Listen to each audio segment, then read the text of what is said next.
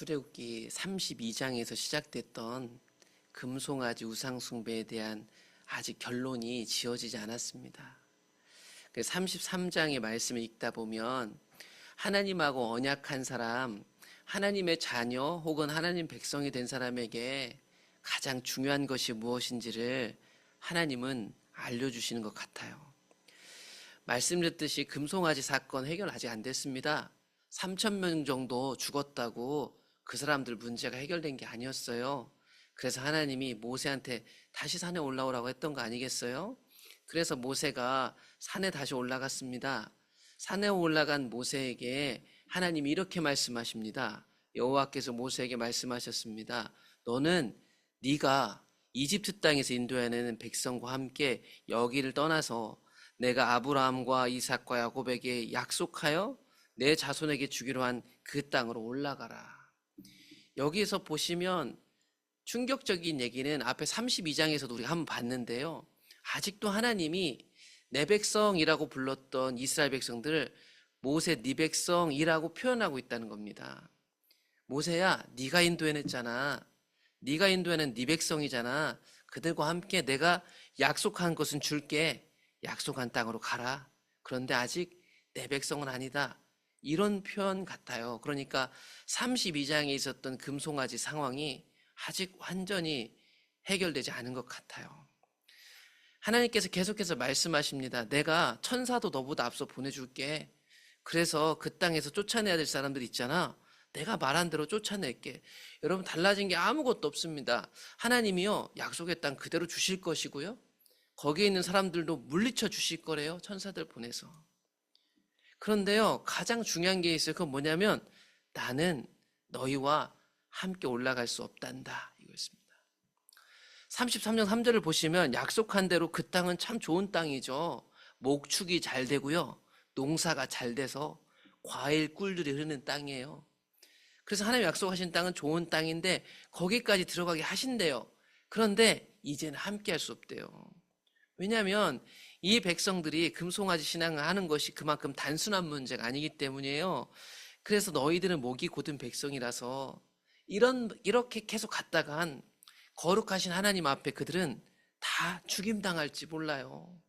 그래서 함께 갈 수 없는 거예요. 여러분, 이게 금송아지 신앙이에요. 금송아지 신앙이 뭐 그렇게 큰 문제예요? 그들은 그걸 여호와 하나님이라고 부르는데 살아계신 인격이에요. 알겠어요. 그런데 눈에 안 보이는 그 하나님, 그들의 열심으로 만들어낸 종교가 왜 문제예요? 이렇게 얘기하실지 모르겠어요. 그런데요, 우리가 믿고 있는 살아계신 하나님은요, 종교 안에 혹은 금송아지 안에 가둘 수 없어요. 그런 방식으로 신앙하면요, 다 진멸당하는 거예요. 그래서 하나님이 함께 갈 수 없대요. 산에서 이 소식을 들은 모세가 산에서 잠깐 내려왔는지 아니면 산 저 밑에 머문 누구에게 전했는지 이스라엘에게 이 소식을 전합니다. 백성들한테 이 말 다 전해줬어요. 백성이 이 준엄한 말씀을 듣고 슬퍼하기 시작했어요. 하나님과 함께 할 수 없다.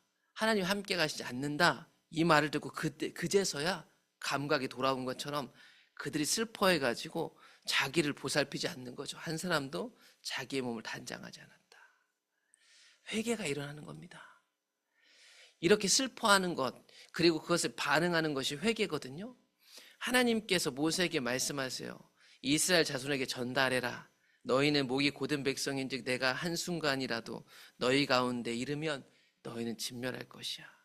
문제를 해결하시려고 하는 것 같아요. 그러므로 너희는 장신구들을 떼어내라. 그리하면 내가 너에게 어떻게 할 것인지 정하겠노라 하셨습니다. 여러분, 슬퍼하니까요, 하나님이 반응하세요. 회개라는 것은 뭘까요? 인정하는 거예요. 인정하면요, 슬퍼하기 시작해요. 고집 부리지 않는다고요. 그 슬퍼함 속에 하나님이 말씀하세요. 그래, 알겠어. 내가 한번 생각해 볼게. 너희들 장신구를 떼어놔라. 우리는 몰랐는데요, 그들의 온 몸에요, 이집트에서 430년 살았으니까 이집트 방식의 수많은 것들이 그들의 손목과 목걸이와 온몸에 있었던 것 같아요. 그것을 떼어내래요. 이스라엘 자손이 호렙산에서부터 그들의 장신구를 떼어냅니다. 여러분, 이집트 탈출해가지고 3개월 동안 여기 올 때까지요, 여전히 그들의 몸에는 430년 세상에 살았던 것들이 가득했어요. 몸과 마음에. 그들이 이제서야 그것들을 떼어내기 시작했습니다. 슬픔에서 그치지 않고요, 그것들을 벗어내기 시작했어요. 그러면서 이제 모세가 하나님하고 얘기하는 장면들이 나오는데요, 그것을 통해서 우리에게 보여주시는 게 있는데, 그건 뭐냐면 하나님 백성이 영원히 사모해야 될 것이 무엇인지 알려주세요.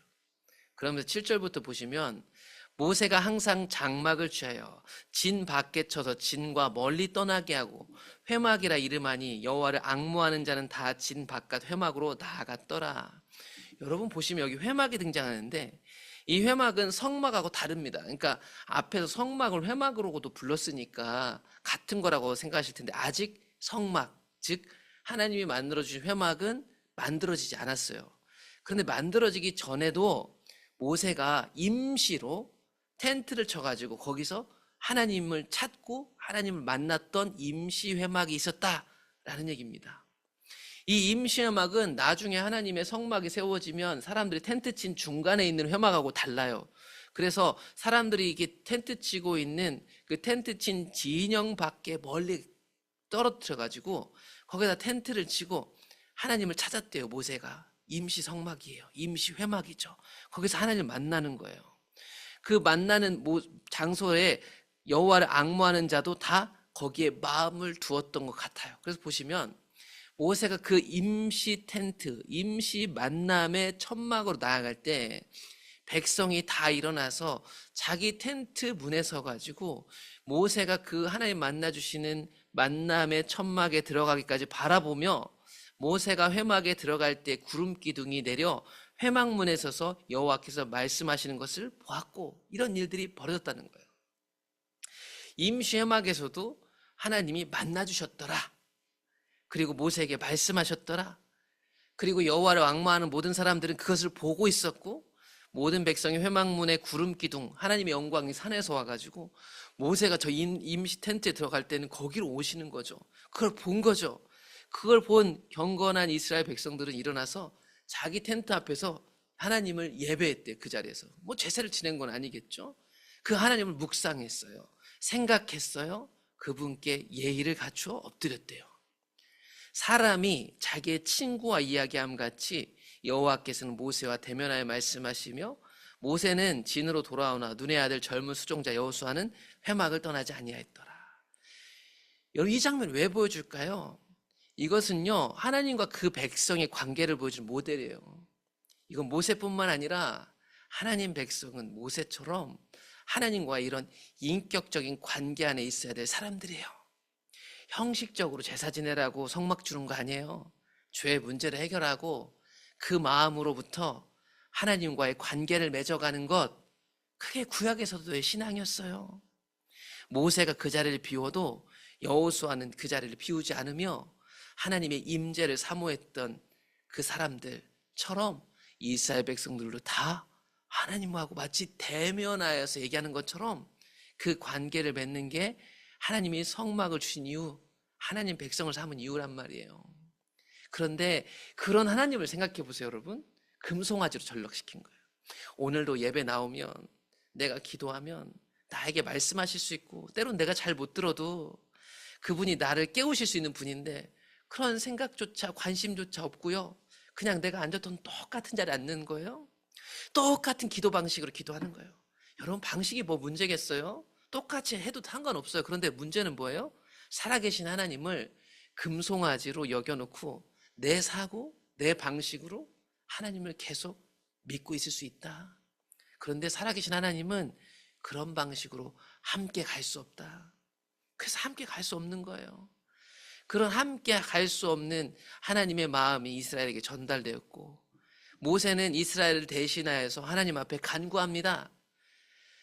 진멸당한 거 기도했죠. 다 또 다른 기도예요. 이거는 모세가 여호와께 말하죠. 보시옵소서, 주께서 제게 이 백성 출애굽시키라고 하시고 약속한 땅 데려가라고 하셨죠. 그때 다른 사람 지정해 주지 않았습니다. 이런 얘기를 해요. 이게 무슨 말일까요? 다른 사람 지정 안 해준 이유가 있어요. 왜냐하면 하나님이 함께 가실 거였으니까. 그 얘기를 지금 모세가 하는 거예요. 주께서 전에 말씀하시기를 나는 이름으로도 너를 알고 너도 내 앞에 은총을 입었다. 이렇게 말씀하셨죠. 하나님이 저를요 이렇게 지정하여서 부르셨죠. 그때 저보고 이 이스라엘 백성 인도하라 하셨죠. 다른 사람들 세운 게 아니었죠. 그 말은 무슨 의미일까요? 하나님이 인도자 되실 거니까 저 같은 사람 부르신 거 아닙니까? 그러니까 함께 올라가셔야죠. 내 백성 아니에요. 내가 참으로 주의 목전에 은총을 입었다면 원하는 건데 주의 길을 내게 보이사 내게 주를 알리시고 나로 주의 목전에 은총, 은혜를 입게 해주세요 하면서 하는 얘기가 이 기도입니다. 이 백성은 주의 백성입니다. 모세가요, 이거 하나님 내 백성 아니라니까요. 주님의 백성이에요. 주님의 백성으로 여겨주세요. 그랬더니 드디어 하나님이 응답하셨습니다. 그래, 내가 친히 갈게. 그래, 내가 너를 쉬게 할게. 다시 얘기하시는 거예요. 그래, 내가 함께 가겠다. 모세의 중보기도 때문에 다시 하나님 함께 가시는 거예요. 모세가 다시 말합니다. 주께서 친히 가지 아니하시려거든 우리를 이곳에서 올려보내지 마옵소서. 나와 주의 백성이 주의 목전에 은총 입은 줄을 무엇으로 알겠어요? 주께서 우리와 함께 행하시는 것 아니겠습니까? 나와 백성을 천하 만민 중에 구별하심이 아닙니까? 잘 보시면요, 약속의 땅에 들어가는 게 목적이 아니에요, 여러분. 좋은 집, 좋은 땅, 그 땅, 예, 필요하죠. 우리도 그게 살아야 되니까. 근데 그게 목적이 아니라니까요. 그것보다 주님이 함께하는 것을 가장 최우선적인 목적으로 삼는 사람들이 하나님 백성이에요. 오늘날은 이 순서 거꾸로 됐죠. 잘 먹고 잘 살라고, 복 받으려고 하나님과 함께하려는 거예요. 이 순서가 바뀐 게 금송아지 신앙인 거죠. 모세는 얘기해요. 하나님, 우리를 구원하셨다는 거, 우리를 구원하셔서 이 세상 사람들과 다르게 구별하게 거룩하게 했다는 건 뭐예요? 우리와 함께 하신다는 게 가장 큰 특징 아닙니까? 이거예요. 그러니까 인생의 성공과 실패가 세상 기준이 아니고요. 예수 믿는 사람들은 하나님과 함께 하고 있느냐, 하나님 나와 함께 해주시냐, 이게 가장 중요한 내 관심사가 되는 거예요. 그래서 하나님을 더 깊이 알게 됩니다. 모세도 이 과정을 통해서요, 하나님을 더 깊이 알게 돼요. 여호와께서 모세에게 말씀하시죠. 네가 말하는 이 일도 내가 하리니 너는 내 목전에 은총을 입었고 내가 이름으로도 너를 안다. 함께 가시겠다는 얘기죠. 그러니까 앞에 중보 기도가요, 모세가 하나님의 마음을 알고 있어요. 그러니까 하나님 응답해 주시는 거죠. 그리고 그 하나님은요, 모세가 누군지를 분명히 알고 계신대요. 모세가 말합니다. 원하건대 주의 영광을 내게 보이소서. 그런 하나님을요, 모세는 더 알고 싶어요. 여러분, 이 대단한 모세도 하나님 다 몰라요. 하나님 저 우주보다 큰데. 그런데 우리가 하나님을 다 아는 것처럼 너무 신앙생활하고 있는 거 아닐까요? 우리는 하나님이 알려주시는 만큼만 알 수 있어요. 그러니까 오늘도 하나님 더 알고 싶어요. 오늘 또 새롭게 다가오셔서 말씀해 주세요. 모세는 그 영광을 더 보고 싶었어요. 그랬더니 하나님이 자기 이름을 또 알려주세요. 여호와의 이름 뜻을 알려주세요. 설명이 필요 없는 그 하나님이 자기 이름에 대해서 설명을 해주세요. 그 뜻이 뭐냐? 나는 은혜 베풀 자에게 은혜를 베풀고 긍휼히 여길 자에게 긍휼을 베푸는 여호와란다. 하나님을 더 알게 되었어요. 이 중보기도로 용서해 주시는 그 용서하시는 하나님 알게 됐어요. 그러면서 또 얘기하세요. 네가 내 얼굴을 보지 못하리니 나를 보고 살 자가 없습니다. 그런데 이런 크신 하나님을요, 내 얼굴 가까이서 볼 수 있는 사람은 없어요. 모세도 말이죠. 그만큼 하나님의 영광이 크시고요, 하나님은 광대하신 분인 거죠. 금송아지 어떻게 가둬요? 그러니까 금송아지를 보고 은혜가 된다, 이게 하나님이 어떻게 하냐고요. 하나님 얼굴을 보고 살 자가 없는데. 그런데 그런 하나님임에도 불구하고 등짝은 보여주시는 하나님, 즉 하나님의 영광을 보여주시는 하나님. 그래서 여호와께서 모세에게 얘기합니다. 내가 저기 한 장소를 정할 테니 거기 서라. 그러면 내 영광을 보게 될 것이다.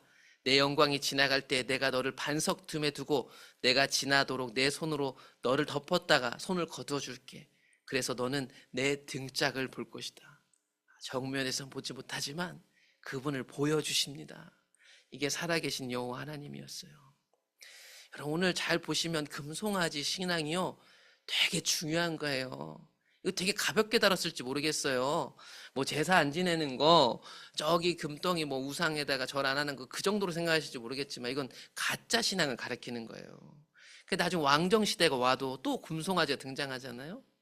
하나님 백성의 가장 중요한 것은 뭘까요? 그분이 명령한 그 규칙을 지킴으로 종교화 되는 걸까요? 아닙니다. 금송아지 신앙이 그걸 보여주는 거예요. 하나님과 함께 하는 거예요. 하나님과 함께 사는 거란 말이에요. 그분과 날마다 가까워지는 거예요. 하나님 백성은 무엇을 얻거나 잃는 것보다 중요하게 여기는 게 있습니다. 그건 뭐냐면 살아계신 하나님과 살아있는 관계예요. 인격적인 관계. 내가 말하면 당신은 들으시오. 이런 관계가 아니고 내가 예배 참석하면 은혜를 주시오. 내가 예수 믿습니다. 동의하면 천국 가는 거를 지적으로 끝이 아니고 그분이 뭐라고 하는지 듣고 그분의 말에 반응하는 거예요. 그런 하나님을 잃어버리면 아무리 모든 것을 다 얻었다고 해도 아무 소용이 없는 거예요. 아무리 좋은 땅, 약속의 땅이어도 함께 가시지 않으면 소용이 없는 거라니까요. 천사를 보내서 그들을 쫓아내도 의미가 없는 거예요. 아무리 좋은 것을 누린다 할지라도 살아계신 하나님과 함께하지 않으면 안 된다는 태도, 자세. 내 처지가 비천하고 상황이 어려워도 주님이 함께하시면 충분하다는 용기, 이런 자세가 하나님 백성입니다. 오늘도 그런 자세로 주일을 맞이합니다. 눈에 보여지는 것들에 속지 말고 익숙함에 젖어들지 말고 오늘도 내 예배와 모든 관계 속에 임하셔서 나에게 말씀하시는 하나님, 그 목소리를 듣고 순종하는 게 신앙이니까요. 오늘 그 목소리에 귀를 기울여 듣게 되시기를 기도하겠습니다.